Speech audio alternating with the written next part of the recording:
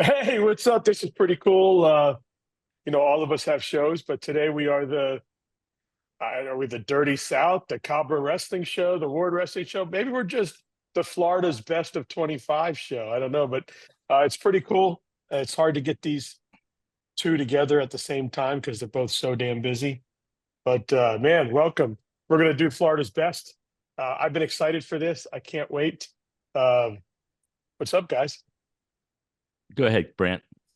I don't know that I have a show. You guys are the ones with a show. I'd like to have a show, but I can barely tread water with what I'm doing now. But I'm glad you guys invited me to something that I have probably less knowledge than in Jason's pinky finger. But That's not true. That's not true. You have great depths of knowledge in particular areas. How's that? And there you go. Yeah. But he's like the southeast extension of Jason Bryant. Well, you know what? I wanted to say I'm a dumbass, really, basically, because I mean, this is a fool's errand, right? I mean, well, yeah, that's honest. why I'm here. I want to watch this. I'm excited. I'm like the guy at NASCAR waiting for the cars to crash. I just want to be close. Yeah, I think I'm going to post a popcorn meme once we post this. I'm just going to post me like eating popcorn and watch what he erupts. But man, I'm just going to post a disclaimer. I did not pick any of these picks. Yeah, I know. It's one of those things. There is no right answer. I think that's actually a good place to start. There's no right answer, right? It's where you put your emphasis, where you do these things. But man, I'll tell you what, it was super hard. It was super difficult to do. And I looked at it and said, we're at 25 years, right? We're heading into 24, 25.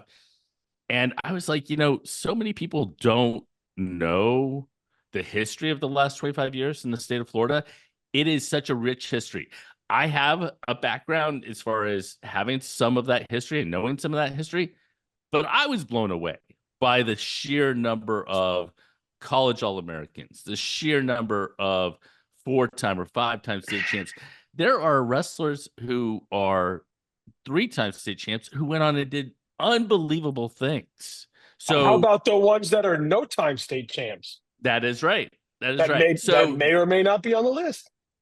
It's actually really fun to look at the fans vote because I think people remember someone in high school and they have a tendency to kind of lean on that a little bit more.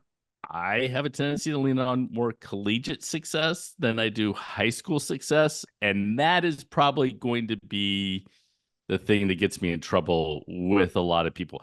I just want to be sure that everybody understands I'm doing this because it's fun to do and it's good to talk about the history of the state and everything else. I'm not trying to upset anybody.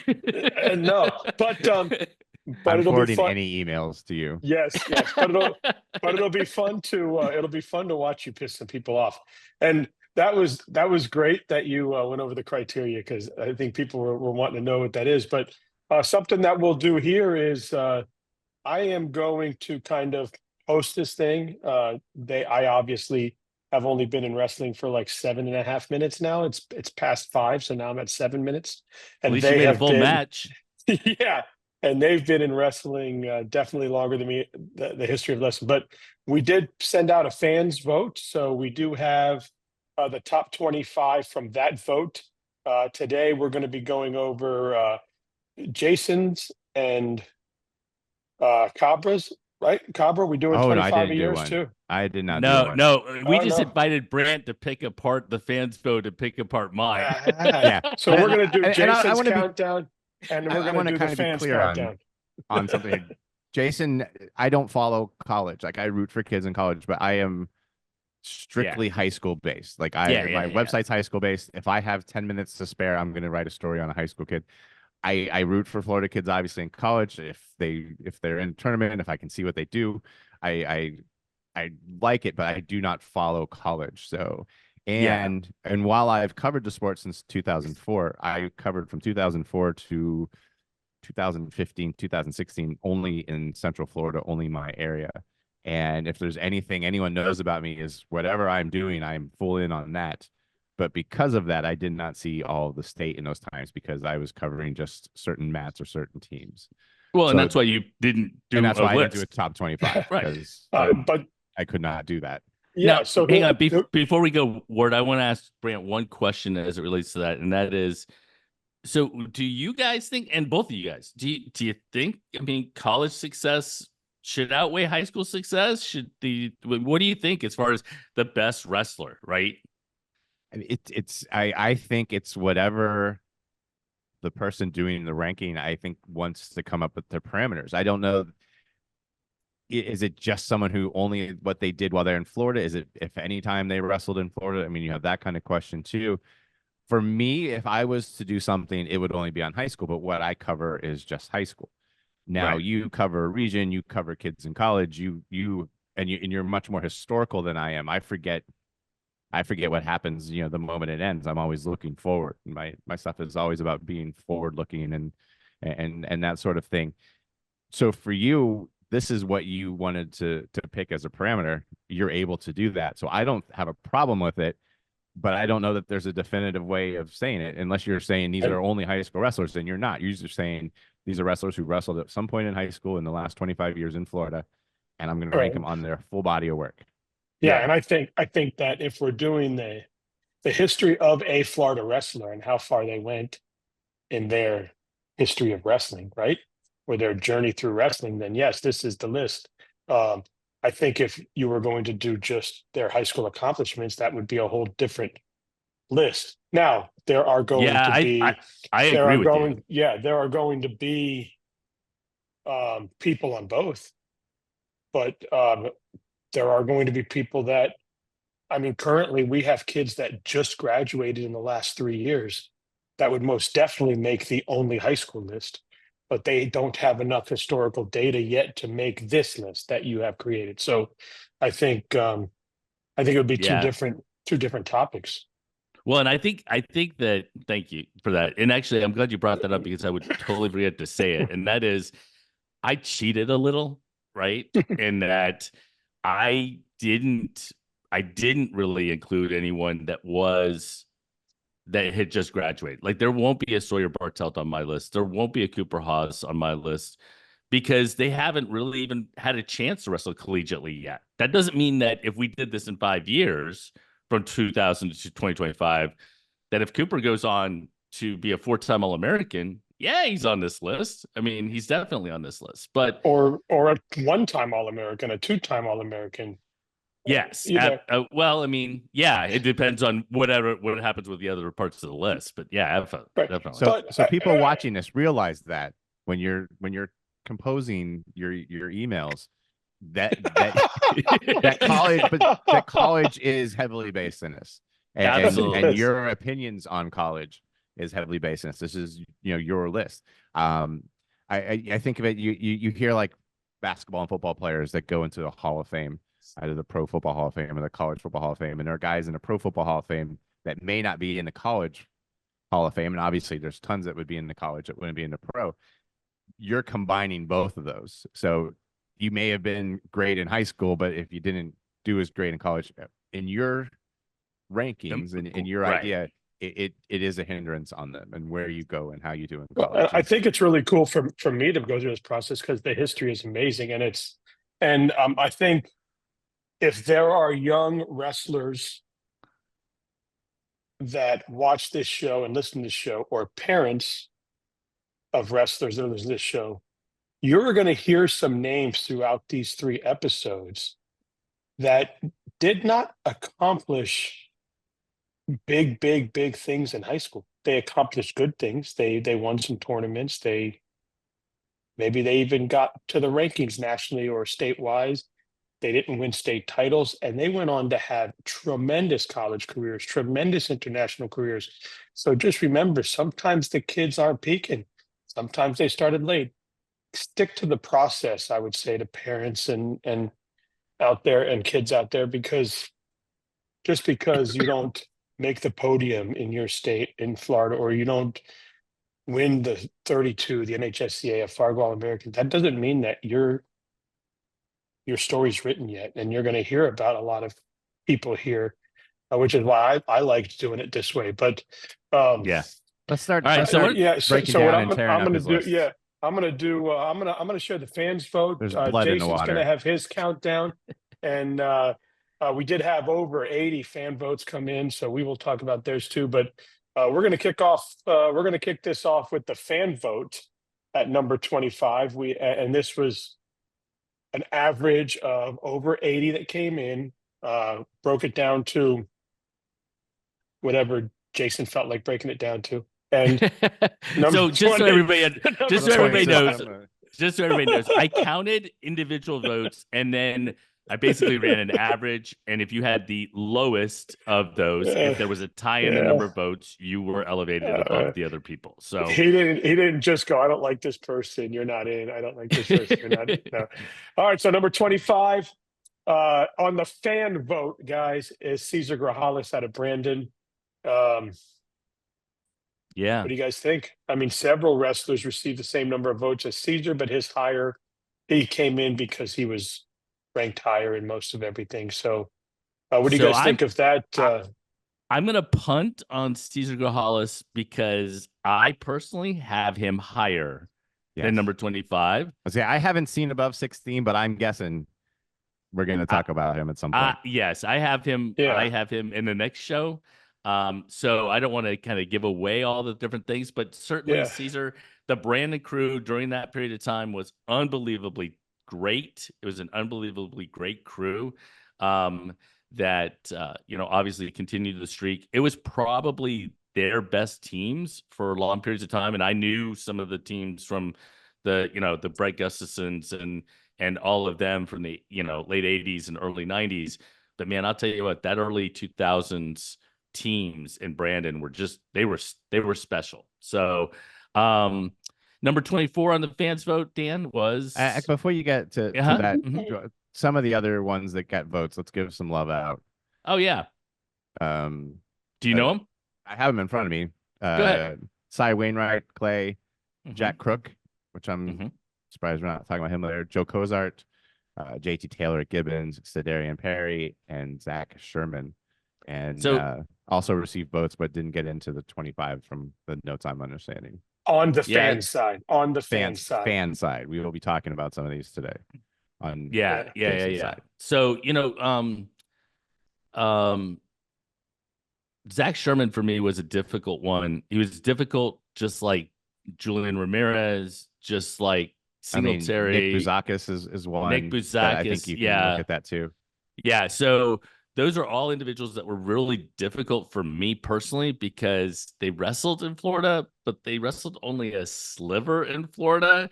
And I had a tendency, maybe again, I don't know if this is right or this is wrong, but I had a tendency that if they were close, I leaned to the kid who spent all his time in Florida and didn't go to Blair or wherever.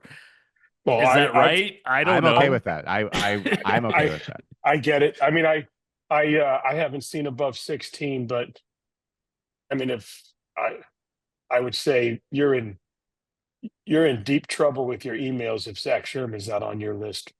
I think you're going to get some flying pigs coming your way. But I understand. We'll talk about your 25 a little bit later because I know what you did is kind of bundled in a bunch of people into 25 to give them a shout out. But so yeah, I'll talk about that Jason, in just a second. Jason, who's your number 24? So actually, let me touch on 25 first, and that is just so everybody knows. I did think that I do think, man, unbelievable. If you became a 5-time state champion in the state of Florida, that is an unbelievable accomplishment. I don't really care what the college accomplishments are if you were a 5-timer, but there have been a lot of 5-timers, not a lot, but I only have 25 spots. So if they weren't included above, I put all of the rest of the 5-timers in its number 25, but I'm not going to tell you who those are until we get through the list. Wow. So because Whoa.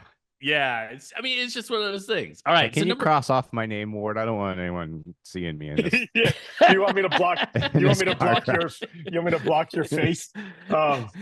So so number Jason, 20. you want to Hey, do hey, your 24? I want to or talk you real want, quick on that though, or you want me to Okay. release because their that really 24? kind of tells you where you're coming from. This, but have a 5-time state champ, and is it that they didn't have any college success? I mean, I'm fascinated that how Yeah. much would you say a percentage is high school and what percentage is college in your Oh, I think your it, ranking? I mean, I think it's probably 80-20. I Okay. mean, honestly, it is, it is, it is, it is almost certainly, look, I believe that the toughest tournament that there is, except for obviously the Olympics, is the NCAA Division I tournament. I think making that tournament is an unbelievable accomplishment. I think making the varsity squad of a D1 college is an unbelievable accomplishment. To compete at that level is unbelievably difficult. So to make that tournament, one, is great. To make that tournament 4 times, 3 times, unbelievable. To make the podium is crazy to me. And for me, there is no comparison between winning a state title in the state of Florida or 5 state titles in the state of Florida and being an All-American. I know that might ruffle a lot of feathers. I know that might upset a lot of people, but now But that's good. I wanted to hear that percentage, so people hear that percentage when people are like with that instant reaction. Where the emphasis is coming from here. Yeah. So Yeah. and this, I really struggled with number 24, and number 24. Well, And this is going to get me a now lot let of me heat. let me Got to get let your me ask you a 25 question first, too. first. Oh, that was your Did we? 25. Do you want me to tell the fan 24 first, or you want to do your 24 first? No, it doesn't matter. Go ahead and give the fans 24. Number 24 from the fans of Florida wrestling, Joe Lowe of Lakeland. Do you remember Joe Lowe, Brant? I don't. I mean, I You know him don't. now. I mean, I know him and his sons, but he was wrestling in a classification, and I was very new to the sport. I think he was what, 06, 05? I'm trying to remember off I the top was of my head. really hyper focused on what was local, and I didn't see anything that happened. I was still kind of getting my bearings, even on covering it. But I did not see him wrestle. Yeah. So Joe was he wrestled for Lakeland High School. I'm trying to remember exactly. It was 02. Okay, so that was even before I was covering. So yeah, and he was a 2-time D1 2-time D1 qualifier. yes. So he was amongst the group that was really close to making my top 25, but a 2-time D1 qualifier, surprisingly, was not as high as some of the others on the list. And this is actually where I struggled, because number 24 for me are 2 individuals who went to a D1 school, right? For one reason or another, they left a D1 school, but they won 2 NAIA titles. Both Brevin Balmaceda at Life, and who will go for his 3rd, I believe, this year, and Joey Cozart from Brandon at Lindsey Wilson, who, isn't that where you're headed, Dan? Yes, Right. I'm heading up there. So your 24 is Brevin Balmaceda. It's actually Cozart. It's split. Yes, and I cheated again because I don't know how in the world I have 2-time NAIA champs. I don't know how in the world you don't, like, I mean, how do you pick one over the other? I think they both won 4 state titles?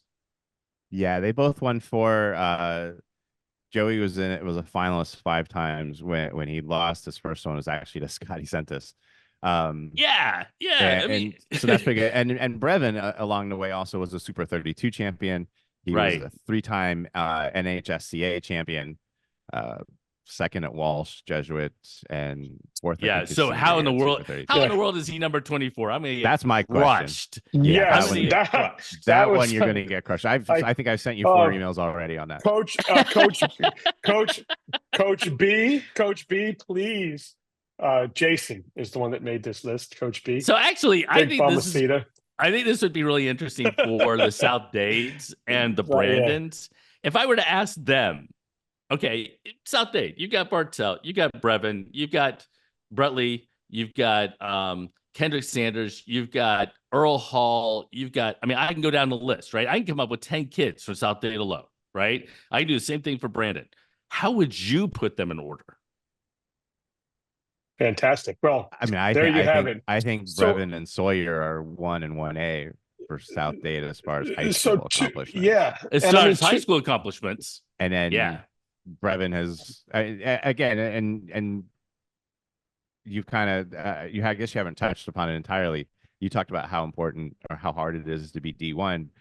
You have D2, you have D3, you have NAIA, and now at the risk of alienating your NAIA base, where does that stand in Good job. comparison to a D1 qualification or an All-American being a national champion at NAIA?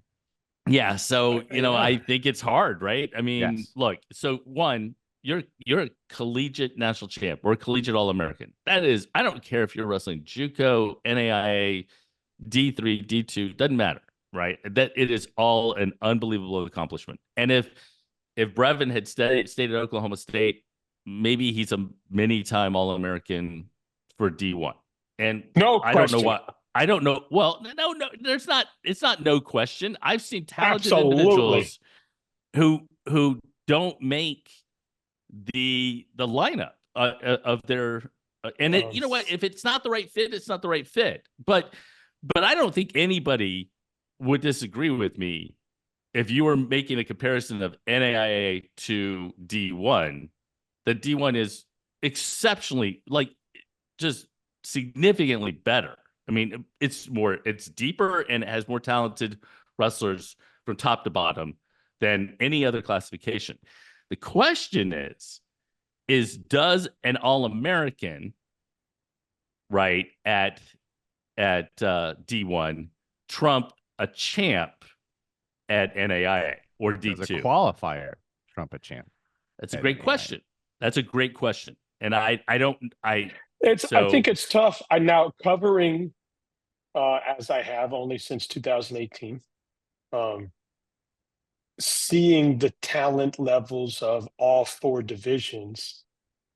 It's tough because I think NAIA, has really grown to almost become a separate entity. I know it's a separate entity, but what I mean is there is so much D1 and D2 and D3 talent at these NAIA schools, yes, that could possibly compete, could possibly All-Americans, could possibly have competed and have accomplished goals at those levels. But for whatever reason, the process at an NAIA school, or the comfort, or the whatever, the coaching, they kind of make the transition to there. So yeah, I think once upon a time. Now, I'm obviously, look, we've seen rarely over the last couple of years where an NAIA school has went in and beat a Division I school, right? But yeah, I mean, if you're talking about the Power Fours, yes. Have they ever? Yes, Southeastern beat Citadel a few years back. Okay. So and to be fair to OMI and Grandview and some of the top level NAIA schools, speaking to those coaches, they have reached out to many D1 schools, and they have refused to compete against them because it's really a lose-lose, right? So what I'm being told is, let's say somebody accepts OMI, I don't know, let's say, I don't want to say a school because then I'm calling someone out, but let's say D1 school Iowa. A, yeah, Iowa. Okay, let's say Iowa says yes. Okay, if Iowa beats LifeU, what are people going to say? Oh, come on, it's just like, right, whatever, right? But if they lose to LifeU, oh boy, right? That's huge, right? But so what I'm saying is, yeah, the Power Four. I mean, you're talking about Iowa, Ohio State. The levels is insane, right? But I think when you look at the nucleus of the rest of the schools in the Division 2s and 3s and NAIAs and Division 1s, I think a lot of them can compete with each other, and I think a lot of them have kids that can compete with each other nowadays. I think there was once upon a time where you could definitely say that they have no chance at competing with a kid there, but I think we've seen it grow, at least in the short time I've been here. There's no doubt that it's grown and it is. I mean, the sport is just so much better. I mean, it has gotten to such a level. The question I have is, and this is, I mean, let's make it a let's try to make a comparison here, Brant, because I want your opinion on this. So, to me, it's a little like 3A and 1A, or 3A, 2A, then 1A, right? There's no doubt that there are 1A wrestlers that could go up to 3A and win state titles, right? Yes. And it's not the same comparison, but would you say 1A is as deep as 3A?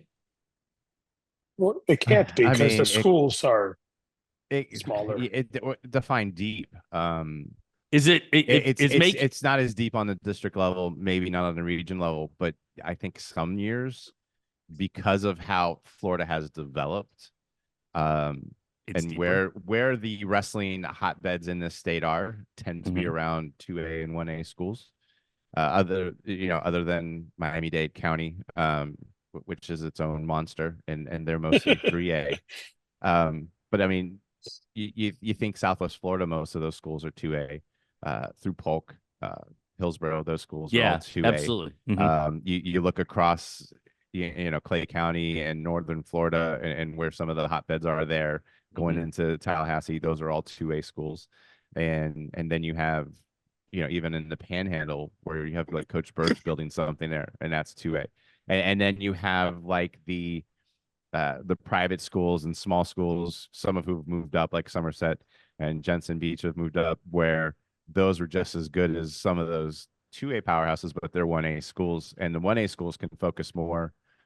Some of them bring in coaches, and they're able to bring in wrestlers. And I mean, how about that? But if you look at 3A outside of Miami-Dade, for and 3A1 is getting better, and 3A2 obviously, like Kissimmee Osceola, who's now in 3A3, has always been tough. But for the most part, 3A3 has always been like a region that isn't as tough. 3A1 had some years there where it wasn't as tough.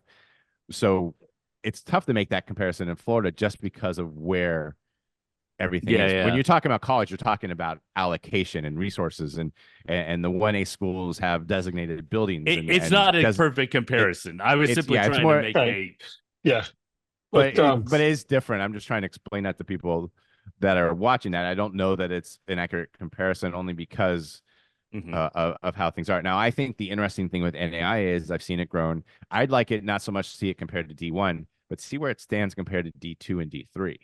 I think it's a great question. I don't think it's the fourth tier. Maybe it is as far as how people line it up, but I think you could take some NAIA teams and mix them in D2 and D3, and they would fit in perfectly. They may not have the resources and depth and stuff to compete at the D1 level, but I think NAIA has gotten to where it may be the next step below, or right around D2. Well, I agree with you, because I mean, all we had to do is really look back to Lakeview versus Lander in a duel, or Lander versus SCU in a duel. Lander was number 2 in the country in D2. Life was either first or second the year that they dueled. In NAIA, Southeastern was a top 10 team. Lander won, but it didn't blow him out of the water. I mean, it was a good duel.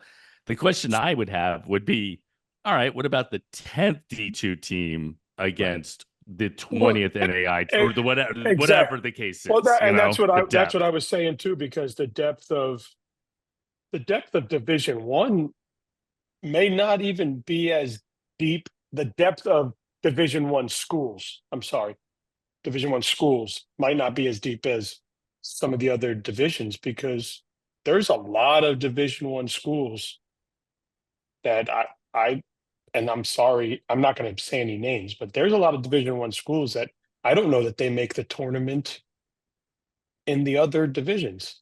Yeah, but all 33 that make the tournament in every weight class every year, that's cream of the crop.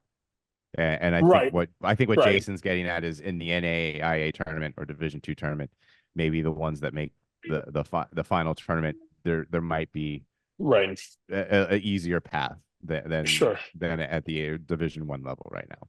I agree. If you're comparing cream of the crop to cream of the crop, then that's difficult. Okay, so that was fun. Let's get back to the actual 23. numbers. Who's the fans? 23. So 23. The fans vote at 23 is Jared Prince. Jared Prince from Palm Harbor. Everyone knows his dad. And I don't Mark. get it. So for me, again, I'm gonna punt on Jared, but both Caesar and Jared were 4-time Division I national qualifiers. I don't know how in the world they don't get a nod higher. But again, the fans are focused. And if you remember, whatever fans vote to, yeah, maybe we needed to get this more into other areas. Yeah, I mean, not that you'd like had like a purposeful and thing on this, but I mean, there's it's a small percentage of people voting, and obviously absolutely they missed this one too. So yeah, they missed that one too. Yeah, and just Mark Prince. Remember, that's the fans' vote. Jason has him higher. I want to, but Jason at 23. So who's at 23 for you, Jason? So this actually will just cause, again, more controversy in the South Dade room, and that is Kendrick Sanders, and he comes in at number 23. And the reason is that except at the very top of this list, I don't know that anyone has had more international success than Kendrick Sanders. Like, I mean, he made I believe it was 2 world teams. He was a 3-time state champion. I mean, like, we're not talking about significantly different, right? A 3-time state champ, went to Missouri, and then ends up making the Greco world team twice. I mean, nearly making the Olympics. So we're talking about an individual that a lot of people may not know, but certainly, in my opinion, with his international accolades, I think he's there. Now, will Brevin and will the South Dade crew agree with me that he should be above Brevin or below Brevin or whatever? I don't know, but that's where I put it. And here's a great situation of what you've explained multiple times in this, so we don't need to go deep into it again. But you're focused on the whole package, and man, he just flourished and just kept getting better.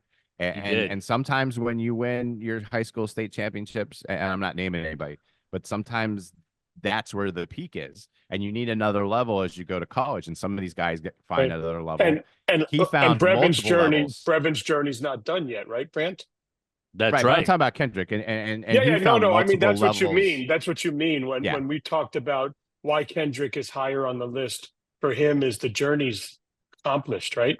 And we're just it was the continuation of what he did from high school. Brevin may continue to go on and win in national tournaments or win world titles or win whatever. We don't know this yet, right? But we know what Kendrick has accomplished. Is that what you mean, if we were doing this as a decade team in 2012 of 2000 to 2010, Kendrick Sanders probably doesn't make that list because he had not. I mean, he was a 3-time state champ, but he had not reached that level yet after post high school and college. So, all right. I'm gonna ask the question everybody's probably thinking at this point. Are there any 5-time state champs on this list? There are. Come on, you got to help me out here. Yeah, there are. So there's definitely at least one. And I'll tell you again, we go back to the Brandon crew, and coming in at number 20. Is it 21 for me? Yeah, I guess we're and I think it's 22. It's 22 for the fans. Oh, he's 22 for the fans. He's 21 for me, and that's Clark Glass, who wrestled at Brandon, 3-time NCAA Division I qualifier for Oklahoma. I mean, again, not to make comparisons, but I mean, making the lineup at Oklahoma is one thing, right? To be a 3-time NCAA qualifier for the state for Oklahoma is unbelievably great, and he had his high school accomplishments that went along with that. So not the first 5-time state champ, but on the same night that Rossi Bruno also won it. So I guess the second 5-time state champ in state history, but those were the two that first finally broke through. You had guys before that had come close and a couple of second places, but those two were the first 5-time they won in 9th grade at I think they were Tampa Bay Christian at the time, or one of those schools. Yeah, Tampa Bay Christian or Temple Heights or something one of like that. Those were the first one of those crews. Those were the first 5-time champs, and he was one of those before he went on Oklahoma, and a 3-time NCAA D1 qualifier. We know is important, and Is insane. Yeah, and I think we do know that. And I know we skipped your number 21, or we skipped your 22, Jason, because we had 21 and 22 on the fans vote. That was the same, and this and that, the other thing, and we'll go there. But I do agree because I mean, I have done some research in some of these higher D1 rooms, and I was shocked. There's some of these rooms 30 now. Well, now there's only going to be 30 kids coming shortly, but there was like 34, 35 multiple time state champions in some of these rooms that weren't even on the starting lineup. But Jason, since we skipped your 22, I'm going to shout him out. Who is it? Nick Soto. Bam. Nick Soto, two-time, I believe, high school state champion. Yep. But really, the thing that was so impressive about Nick was that he was a 4-time D1 qualifier. I mean, every single opportunity back when, I mean, this is before the COVID years and all that and everything else. I mean, he went every single year. I mean, I don't, again, making a lineup at a D1 school, unbelievable. Making a lineup as a freshman at a D1 school, crazy. Then beating out fifth-year seniors and so on and so forth, and making the D1 tournament, because in the SoCon, right, it's typically one kid at most weight classes that make the tournament. That's a pretty impressive accomplishment. Now, again, I understand, you could probably kind of make a comparison and go, well, if this person had gotten hurt, or if this person did this and this person that, I get that. Like, I believe some of the individuals who did not make this list, the sky was the limit, but they got hurt or something happened, and college they didn't hard. end up. It's a different world. It is. I mean, some of the best in the state, not just from, best in the country, not just from Florida. Yeah. It's a very hard transition, and you go to a much more highly competitive, even in known room, just to make it, and suddenly you're on your own, having to keep up with some of those responsibilities, and you got a full class load, and it's tough. I mean, anyone that can go to D1 on a scholarship, they're good, and you have 20 to 30 people in the room, and it's hard to get used to it. And so nothing against them. I had trouble in college. I went for 7 years. I'm not a doctor, but it takes. It's a hard transition for people to get used to. It is, whether it's academically, socially, as well as wrestling. And I think we hear that a lot. Just to put a bow on that, I think we hear that a lot because I've asked questions. There's going to be some people that don't make the Jason 25 that people are going to be shocked and it's about. One right? person's opinion. However, it's one person's opinion. Right. No, but what I'm saying about these people is I've asked people, how come that said person, people, wrestlers, because I don't know, I didn't know them then, right? So I would reach out and say, why didn't they accomplish anything in college as good as they were? A lot of the answers I get back is they didn't know how to become the worst in the room. Yep.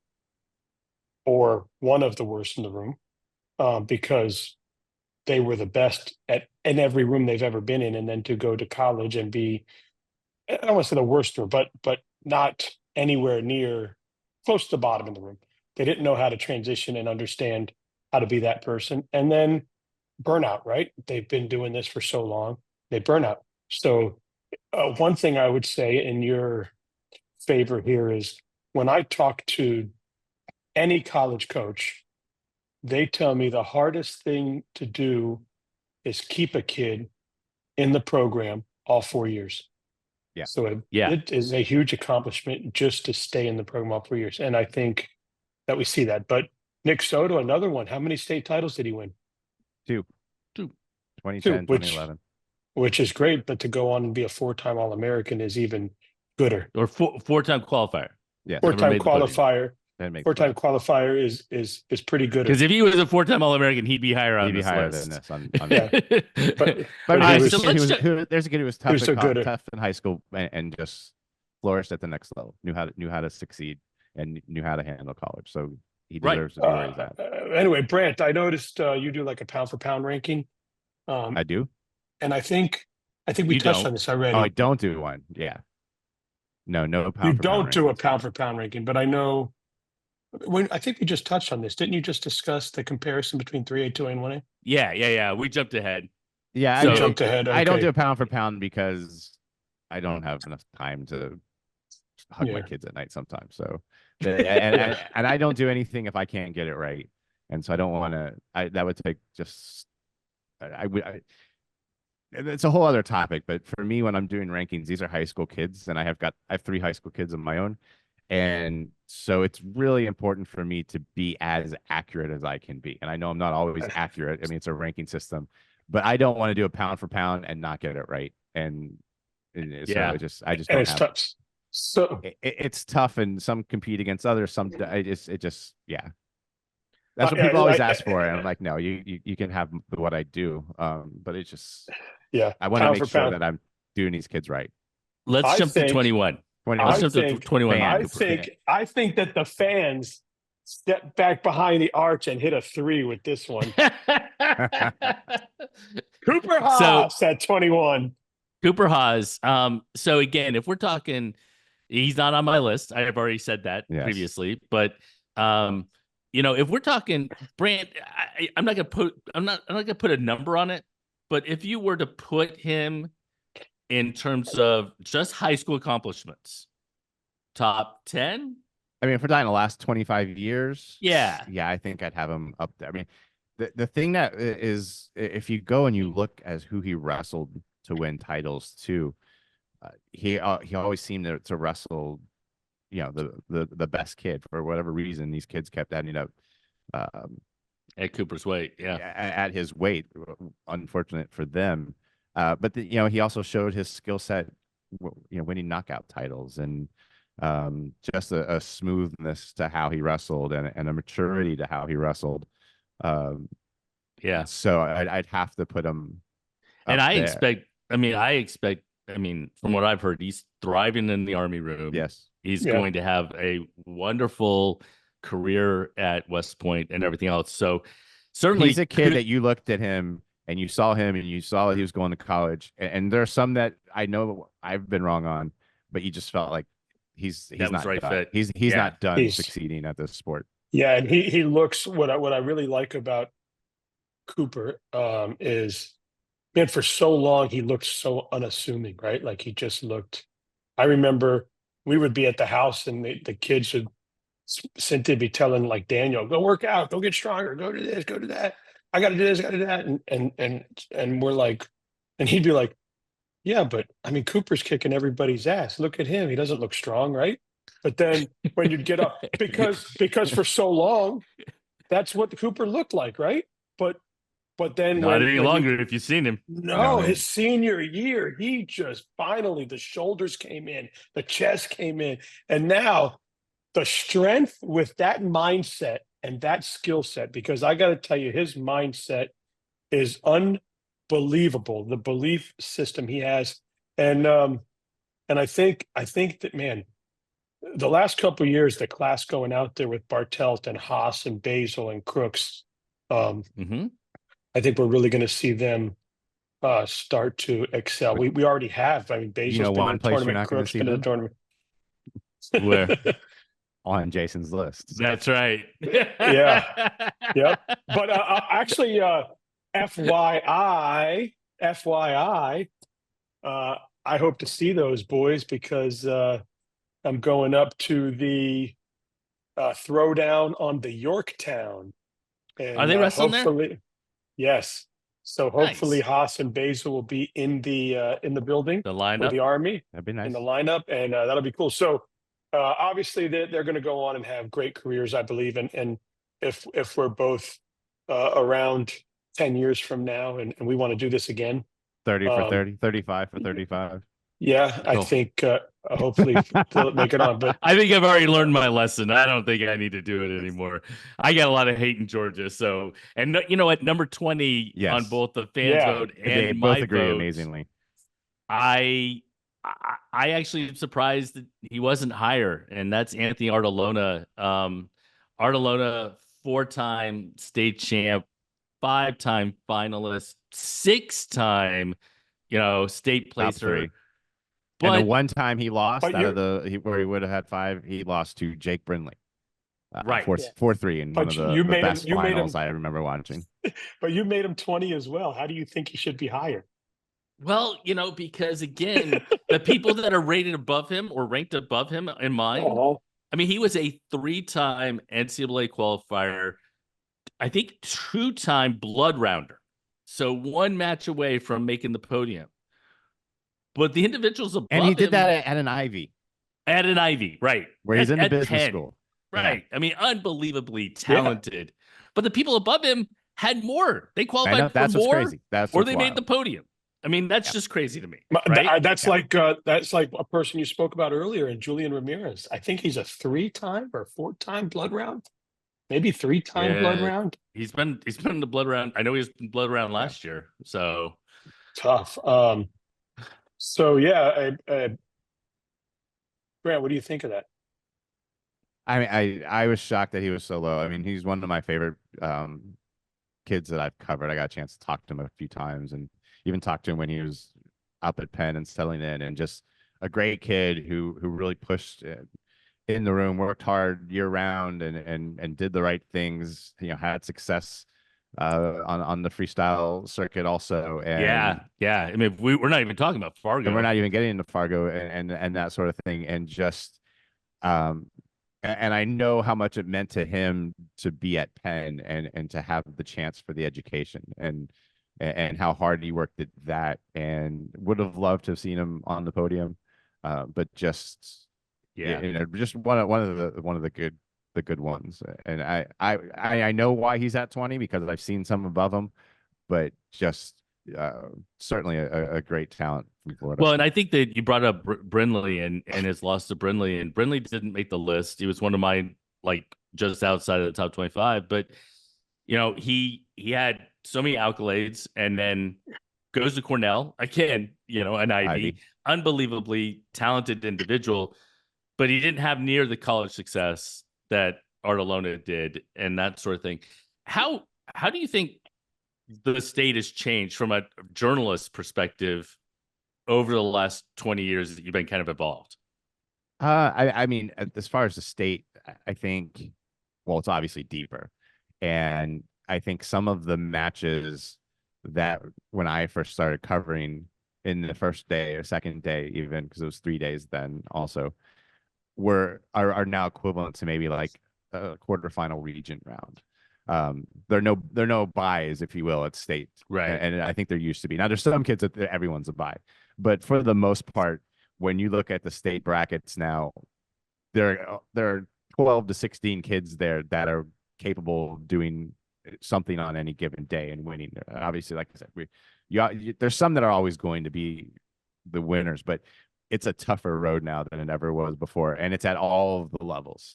1A is deeper. 2A is deeper. 3A, the top is still as hard. Obviously, the girls have changed, but it's just that has been, and I think the level of coaching has risen. I think the people giving to coaching has risen, and this isn't against anyone that coached back then, because some of them still are. It's just more of them are there now. Yeah. And there's more commitment.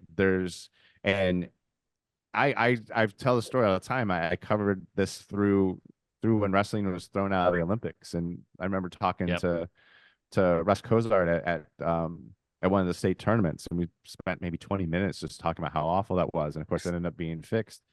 But that was like a low point. And since then, just the rise of the sport and thank you, girls, has just been exponential. And every year it's getting deeper and better. And it's just everything about the sport, I think, is a different level now than it was when I started covering it. And I was around wrestling as a kid. So even since up in Ohio, even since then, just the level that everything is at and the commitment is just, it's never been like this. Well, even in my few years, just since 2018, but I mean, this year we were all at the state finals, all 3 of us, and how many, or the state tournament in general, but how many multiple time state champs did we see not win it this year? And it just goes to show the deepness of that. But I agree. I mean, it's grown by leaps and bounds. Yeah, and that's why making some of these comparisons is really hard. because how do you? I mean, the 2004 wrestler didn't get an opportunity. Maybe didn't even have the same opportunities that a 2024 wrestler has had, and that sort of thing. But you know what? You do the best you can. Dan, fans vote. We've got three hammers in a row at the bottom of our list for the fans vote for today. Do you know? Do you have them in front of you? Yeah, I mean, the Nordstrom brothers, who were just absolutely outstanding, went on to wrestle at Virginia Tech. And Nick Bousakis, who is currently at Ohio State and who has made the tournament. So each of those are one-time Division I qualifiers. Yeah. Right. Yep. So that's interesting. One of the Nordstroms was a 4-timer. Were they both 4-timers? Oh, Kyle was a 5-timer. Both of them. Yeah. No, was Kevin a 5-timer too? Yeah. There's 10 championships on that podium at home. Okay. Yeah. That's pretty wild. Now listen, and Nick, just to be clear, he would have been the state's first 6-time state champ if he would have stayed here. And I think stayed 1A. He would have been the first because he won 7th and 8th grade easy in 8th grade, worked hard in 7th grade. He would have easily, I think, have won 9th to 12th and would have been the first 6-timer. I don't think anyone would disagree with that, but I know I think it was Kyle, and if the Nordstroms are out there, correct me, but I think it was Kyle who had an unfortunate injury in college, and I think that's what set him back. But yeah. Well, I think Kyle went into college pretty banged up. The fact that he wrestled his freshman year, made the NCAA Division I tournament, was an accomplishment itself. And I don't know if you guys know the story, but he had an injury and then he went to have surgery. And in surgery, they made a mistake and almost paralyzed him. And he had to come back from that and was told he could never use his arm again, should never wrestle again. Meanwhile, being that he's a Nordstrom, they said he would come to practice rooms in Florida and he would be kicking people's asses with one arm. That's how good he was, right? The thing that's interesting to me about the fans vote is that Kyle is above Kevin by one vote or one spot. If you were to ask Kyle and Kevin, I wonder who they would say was the better one. They probably put the other person ahead of themselves, but I don't know. It's pretty interesting. Kevin's interesting. I had a great show with him back coming through COVID where I just kind of sat back and let him go. And he really vented about athletes' processes in college. And if you want to hear something good, man, go check that out. It's on YouTube at World Wrestling Live. But anyway, not sure we get any 3 more better wrestlers than that. I mean, Jason, where do they fall on your list? So they don't, right? They're number 25. Well, number 25. Yes, they're number 25, except for Nick. But Nick wasn't going to be considered anyway because Nick left really pretty early in his high school career. And he's still wrestling and that sort of thing. But I really think that Kyle is one of the ones that I believe if he hadn't gotten injured and that sort of thing, he would have been very high on this list, and would have had a wonderful college career. Kevin probably would have as well. But I watched Kyle wrestle a lot more than I watched Kevin wrestle. I think the world of the both of them as far as on the wrestling mat goes. And they're number 25. They're amongst the group at 25 of 5-timers. So who is your 19 and 18 then? Yeah. So my 19 and 18 are probably 2 individuals that I don't know if they would be at the forefront of most people's minds. Okay. Malik Hines, number 18, was a 3-time state champ. Johnny Lovett at Southridge was a 2-time state champ. So very talented in high school, but they represent, and I wish I had counted it up, but only they are 2 of 12 or whatever the number is of 4-time NCAA D1 qualifiers. And I believe Johnny's done. Johnny is on the roster at Central Michigan for this year, and Malik is on the roster for Lehigh. So I they knew both could Malik be was on the roster. five-time They could be this year. 5 times. I mean, that is crazy to me. And again, we're talking about individuals who, just like Artolona, in the blood round, very close to getting over the hump and making the podium. And if I remember the story on Levitt, I think he was later to the sport and just really started to kind of get the hang of it. I remember his first state title match and how important it was to him. But there's the guy that just connected and then just has continued to grow with it and has succeeded at the D1 level, which is what is key for you. But I mean, that's what he's kind of built from learning the sport at Southridge and has transformed himself into and I think a D1 qualifier every year. And Malik Hines, I mean, talking to his dad, Pat Ortiz, it was a tough process leaving home and going up to college. Yes. And I know there was some setbacks there, but Malik put his nose down and made some adjustments and stuck with it. And man, to be a 4-time and he was a D1 heartbeat away from being a qualifier. 4-time champ. I remember his freshman year. It was a tough semifinal, I believe, loss of his. His dad joked with me at the last state tournament and said all his kids lose as a freshman and they go on to be 2-timers. I was just going to say that. He said he told It's the always a Dias, well, freshman year. Yeah, he told the Dias, well, you wouldn't be your brother's brother if that happened. But yeah, Malik Hines has gone on.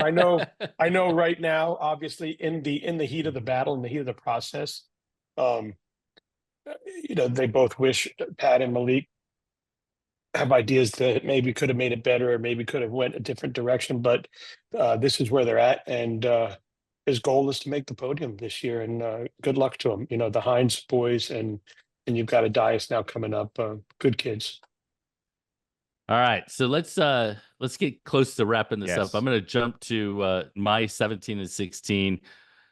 Your first appearance of NCAA Division I All-Americans. I've already made a case for why I believe that has a huge impact, so I'm not going to get into that again. But you got Cedarian Perry, Lake Gibson, Ivan, and I'm going to say, do you know how to say Ivan's last name? Lopachansky, who was at South Broward, and Cardinal Gibbons. Not necessarily a huge number of accolades in high school, state champ, 2-time state champ, that sort of thing. But, Lopachansky went to UNC Greensboro, was a 2-time qualifier at Greensboro, then went to Purdue and made the podium at Purdue, wrestling Big Ten and everything else. Cedarian Perry, Eastern Michigan, NCAA All-American, and really, honestly, was poised to be a multiple-time All-American. In my opinion, Eastern Michigan drops their program. He goes over to Old Dominion. We have the COVID outbreak. We have COVID and all these sorts of things.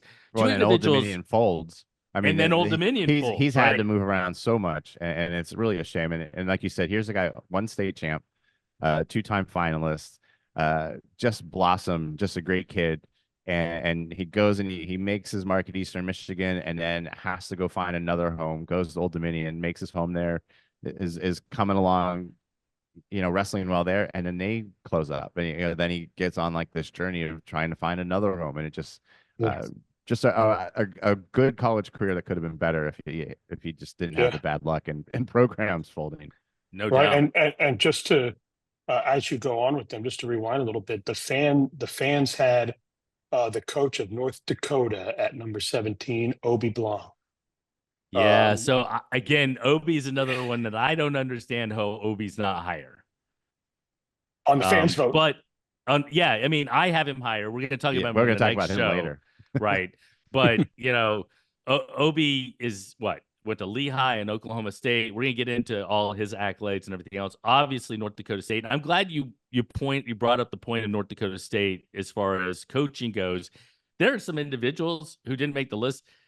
They're absolutely unbelievably great coaches now.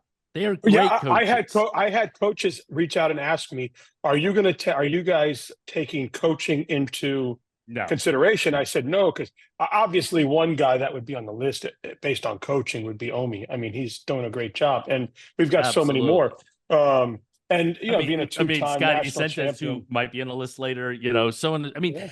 Look, just look at what's coming to the knockout this year. I mean, you got Chris Bono, who obviously was pre-2000, right? You got West Virginia, you've got Campbell, and you got North Dakota State. You have Florida guys coming back for their college programs. The number of college coaches, whether it's D1, NAIA, or whatever, is unbelievable. It is so cool to watch them go into that level. So the thing I'm always interested in asking is, what do you guys think of 16 to 25 just as a whole? And I want to limit it because we're running out of time. We're at the right. The so Brant, why don't you start? What do you think of just the names we've thrown out so far? I think they're all worthy of being on the list as per the credentials you have built your list around. And I think they're in the right spot for the one that I had the most trouble with was Brevin, only because he had national success also in high school, and winning Super 32 and the NHSCA titles. But we've said it 6 or 7 times now, what the parameters are on this, and Division I All-American, that is one of the hardest things to do. And I think you've nailed that so far. I'll be honest, I'm like the fans. I have not seen anything 15 and up. I don't know who's in it. I'll be as surprised as you guys are when I get my email next week. Tell me what we're talking about. Yes, it's fun that way. It's fun that way. It is fun that way. I think for what you have, without knowing what's coming, I honestly, as much as people might poke at this, I don't think there's anything wrong in your list because it matches and what you've put importance on. And these are all great wrestlers and had success in Florida and the next level. And just, I can't wait to see what's ahead of them, because some of these kids have had, you're telling me four-time, possible 5-time, qualifier is only at 16 or 18 and 19. Man, this is just going to get even better. No doubt. Good. Well, I've really enjoyed it. I've really enjoyed it myself. And for me, the process is great. I mean, I get to learn who a lot of these people are. I've spoke to a lot of them over the years and got to know them that way, but getting to see the history of them and learning the history of Florida wrestling through you and you guys has been great for me. I know that next week we're gonna proceed with the next. We're gonna do the 9, 50 for 50, right? The top 50 of the last 50. Right, but I know before we get into like the closing statements here, but I know that we never went over your number 25, Jason. Yeah, we did. It's all the 5-timers who don't get listed above. Talk about. Okay, cool. So we've talked about Kyle and Kevin, right? There's a few more I can guess. And there might be, and Clark Glass made the list, so that doesn't count. But there might be a few others that are above the list or on the list. Yeah. Maybe not. Yeah. I don't know. Based upon my criteria, you probably can guess whether they made the list or not. Which again, I'll get a ton of grief for, but that's okay. Yeah. I want everybody to understand. Just remember, fun, right? Jason at SEWrestle.com. Yeah, it's actually not, but it's not that. You so let's get their email sent back. That would be great. I think this is great. I think I love the conversation. I've always been in all of your appreciation of the history of the sport. It's so much more, like I said, than I am. I'm just in the moment, just trying to keep up with what's going on, and you are the person that I know, media wise, that has the knowledge and interest of having the history part of it. And I'm glad you came up with the list, and I'm glad I get to talk about it and not come up with a list. I agree with you. I agree with you, Brant. I'm always, how many times, maybe a week or a month, am I texting you, Jason, because I'm in a conversation with somebody and they're saying, well, does Florida even have any of blah, blah, blah, blah, blah, blah, blah? And I'm like, well, I don't know. Hold on. I can find out the answer. And I text Jason, and within minutes, I've got the answer. I might have made mistakes, right? I might have said somebody's a 4-time and they're a 3-timer, or they might this and that and everything else. I'll tell you, digging through the brackets for all of the different things to find how many times they were qualifiers and all these sorts of things was not an easy process. So if there are any mistakes, apologies, that sort of thing. I love the fans vote. I love where I want to say the last thing is that I'm really surprised that Brevin isn't on the fans vote from 25 to 16. Maybe he's higher on the fans vote. But you know, who they decided to put their emphasis on is always fun to kind of see what they think. And I'll tell you what's fascinating is you guys didn't actually get to see it, but I actually see every single person's vote. Who they put first, who they put second, who they put third, who they put fourth, who they put fifth. And I'm going, what? That's Really? crazy. Why would you put that person above that person? That's crazy to me.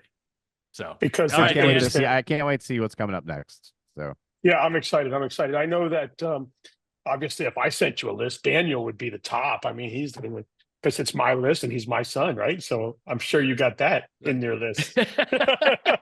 I wouldn't. I have no sons, so I don't have to worry about it. No, that's awesome. All right, man. Well, this is show 1 of 3. We're going to do 3 of these where we break down the fans vote and we break down Jason's vote, and we've got Brant here to bring his knowledge, which is To do awesome. something. Yeah, but Spend an Not hour. to do something. That was super helpful. Super helpful. and listen, continue to follow Cabra and all his amazing articles, interviews, and different things The and Florida rankings High that he School does. Wrestling season preview coming out November 11th. Well, and you're going to Capsules come for on all with us, 700 right? teams. We're- Yeah, you- dude, absolutely. Okay. Because that's awesome. I definitely want to talk about it. And 700 listen, capsules. Every team. Every. I don't. I don't Camera. know if you guys have, I know we got to wrap this up, and this is somebody we might want to bring on the show. There's a young man that went to American Heritage. His dad is the coach there, and he started this little Instagram called Florida Insight. He's a young man going through sports management, and David Wisdom, son, and it's been pretty cool what he's been doing out there. So shout out to him.